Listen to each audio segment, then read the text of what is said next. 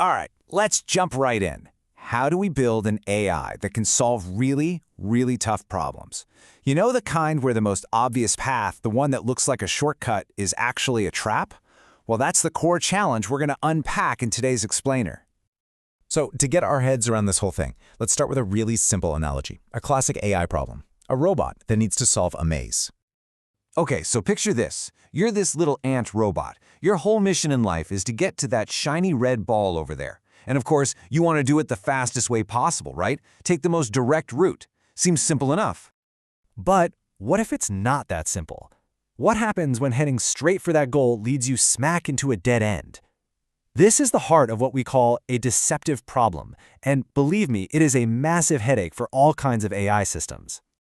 Now, the fancy term for this is a deceptive fitness landscape. Just think of it like this. You're climbing a mountain, but it's super foggy. You keep heading uphill, always taking the steepest, most promising path up. But then the fog clears, and you realize you're just on a tiny little foothill. The real summit is way over there, and you can't get to it from here. You've hit a local optimum. You got stuck. This diagram here shows it perfectly. Yeah, it looks a little complex, but the idea is straightforward.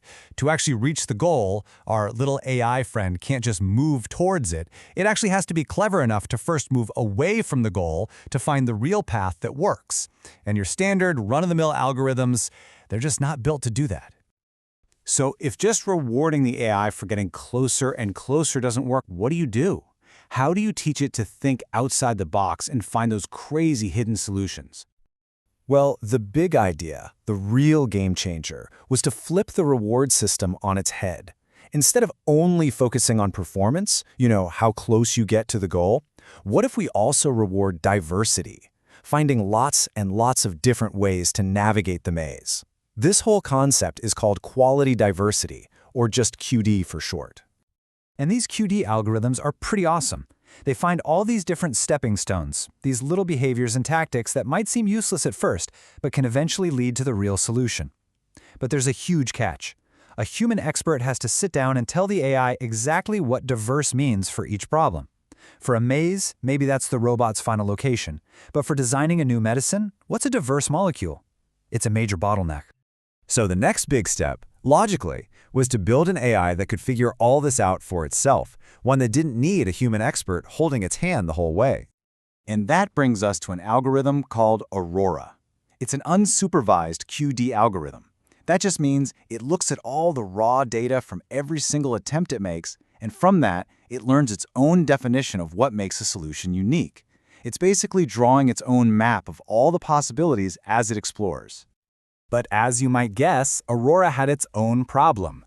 Because it learns as it goes, it can develop something called an initialization bias. Basically, it gets fixated on what it learned from its first few attempts, which, let's be honest, are usually pretty clumsy and not very good. It gets stuck in a rut. You can really see this bias in action. On the left, you see Aurora's map of the world. It's a total jumbled mess, right?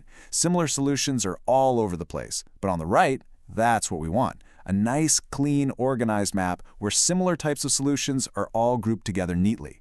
Getting from the messy map to the clean one is the key. So, to fix this bias problem and get that nice, clean map, the researchers came up with two really clever upgrades, creating a brand new algorithm called AURORA-XCon. And the solution comes in two parts. First, they teach the AI to draw a way smarter map using a technique called contrastive learning. And second, they force it to periodically hit the reset button with something that sounds pretty dramatic: extinction events. Okay, so step one, contrastive learning. This is how the AI learns to create that organized map we just saw. Instead of seeing a random jumble of data points, it learns to group similar attempts together. It's kind of like sorting a giant, messy pile of Legos into neat little bins by color and shape. It just makes its exploration way more efficient and structured. And the second upgrade, extinction events, is just fascinating. Every once in a while, the algorithm just wipes out 95% of all the solutions it has found. It only keeps the absolute best of the best. This forces the AI to rebuild and rediscover new paths, which stops it from getting stuck on those bad habits it learned early on. It's a ruthless but super effective strategy. So, we've got a smarter map and a periodic reset. The big question is, does this new and improved AI actually work any better on these tricky, deceptive problems? Let's have a look at the results. What you're seeing here are performance charts across a few different really complex robotics tasks. And that bright blue line? That's our new algorithm AURORA-XCon. As you can see, in one task after another, it's performing right at the top. In fact, it's even beating methods that had perfect, handcrafted instructions fed to them by human experts. And we're not talking about a small improvement here. In some of these cases, AURORA-XCon boosted performance by up to 34% over the very best expert-guided methods. That's not just a step forward, that's a giant leap.